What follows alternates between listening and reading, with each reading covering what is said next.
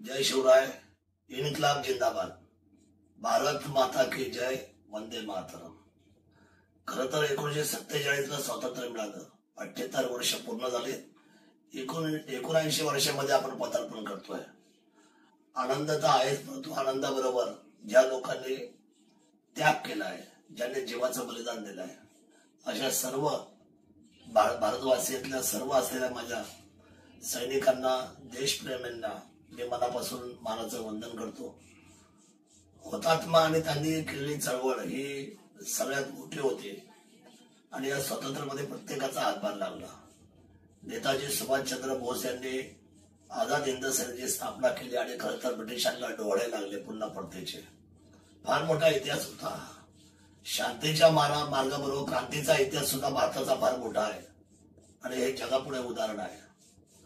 स्वातंत्र्य तर प्रत्येक देशाला मिळालं, कारण ब्रिटन हे असं राज्य होतं, ब्रिटिशांनी संपूर्ण जगभरामध्ये राज्य प्रस्थापित केलं, पण त्याच्यामध्ये भारत जो आहे त्याला खूप चॅलेंजेस होते। 47 नंतर खरं तर मोठा जातीवाद उफाळला आणि भारताचे दोन तुकडे झाले, एक भारत आणि एक म्हणजे हिंदुस्थान आणि एक पाकिस्तान। पण त्या सर्व चॅलेंजेसला आपण सर्वजण सामोरं गेलो। आजही काश्मीर असेल किंबहुना भारतामध्ये विविध असलेल्या अनेक राज्यामध्ये वेगवेगळ्या समस्या आहेत, पण या समस्या पुढच्या काही वर्षांमध्ये भारत कमी करेल आणि खरं तर जातीपेक्षा भारत महत्वाचा आहे। जातीवाद हा संपला पाहिजे। सर्व जाती धर्माच्या सर्व मंडळींनी भारत माझा देश आणि सारे भारतीय माझे बांधव आहे या एका वाक्याखाली आपण, या तिरंग्याखाली आपण सर्वांनी काम केलं पाहिजे।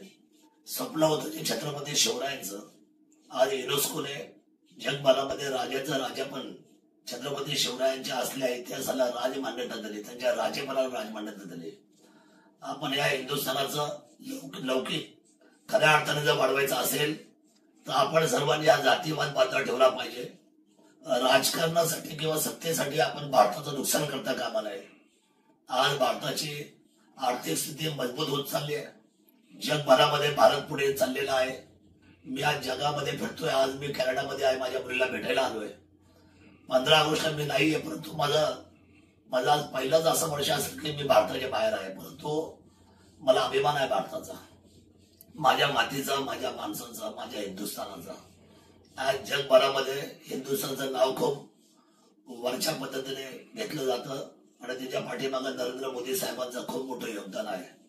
मी पंतप्रधान साहेबांना धन्यवाद देतो की त्यांनी इंटरनॅशनल लेवलला जे भारताचं महत्व वाढवलेलं आहे, त्याच्यामध्ये भारत आता पुढे चाललाय। भारताचं चलन आता या जगाच्या असलेल्या प्रत्येक स्पर्धेमध्ये, त्याच्यामध्ये अमेरिका असेल, चायना असेल, रशिया असेल, जपान असेल, याच्या बरोबरीने आज भारत या अर्थकारणामध्ये पुढे येतोय। आणि खरं तर केवळ पंतप्रधानांची ही जबाबदारी नाही, आपल्या सर्वांची ही जबाबदारी आहे।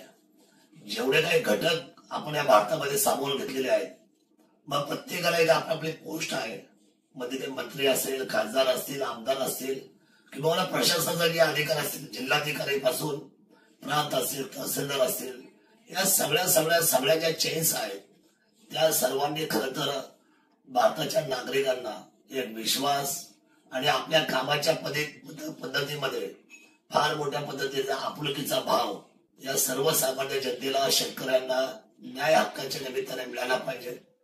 भ्रष्टाचार थांबला पाहिजे आणि मोठ्या प्रमाणामध्ये भारताची जी भूमिका आहे ती ठळक पद्धतीने, कारण आपले चॅलेंजेस, आपल्या एका बाजूला चायना आहे आणि चायना 2 नंबरची महासत्ता आहे। चायनाला सातत्याने भारत आणि भारताचं यश त्या ठिकाणी त्यांच्या मनामध्ये खुपत आहे। त्यामुळे आपण सर्वांनी खूप जिद्दीने, कारण जो सीमेरेषेवर उभा आहे तो आमचा जवान, तो लढतोय आपल्यासाठी, आपल्या सर्व कुटुंबाची आणि आपल्या सर्व आयुष्याची होळी करून आज तो आपल्यासाठी उभा आहे। शेतकरी उभा आहे, आज दिवस रात्र तो शेतकरी उभा आहे आपल्या सर्वांसाठी, अन्नदानाच्या निमित्ताने किंबहुना तो पोशिंदा आहे आपल्या सर्वांचा। मला असं वाटतं की मी खूप काही बोलण्यापेक्षा आपण सर्व जाणकार आहात, हुशार आहात। आता एज्युकेशन मध्ये सगळे तरुणी प्रगती करते। आपल्या कुठल्याही तरुणाने व्यसनाच्या दिशेने पाऊल टाकू नये आणि जबाबदारीने जे छत्रपती शिवरायांनी योगदान दिलंय, जे महापुरुषांनी योगदान दिलंय, जे क्रांतीवीरांनी योगदान दिलंय, त्यांचा अपमान आपल्याकडे होणार नाही.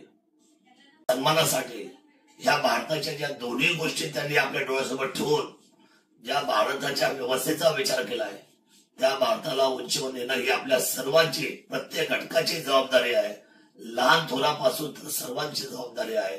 त्यामुळे मी भारत मातेला वंदन करतो, शतशः प्रणाम करतो आणि आपण सर्वांनी एकजूट करून जात पात धर्म आणि पक्षांच्या आपल्याकडे जाऊन मानवता आपला धर्म आहे आणि भारत माता हे आपलं दैवत आहे, तिरंगाच्या प्रती सन्मान ठेवतो आणि भारत माता की जय, वंदे मातरम, इन्कलाब जिंदाबाद, छत्रपती शिवाजी महाराज की जय, डॉक्टर बाबासाहेब आंबेडकरांचा विजय असो, महात्मा ज्योतिबा फुलेंचा विजय असो आणि माझ्या बिरसा मुंडा साहेबांच्या त्यागाचा आणि त्याच्या संस्कृतीचा, माझ्या व्यवस्थेच्या, माझ्या भारतीय संस्कृतीचा विजय असो.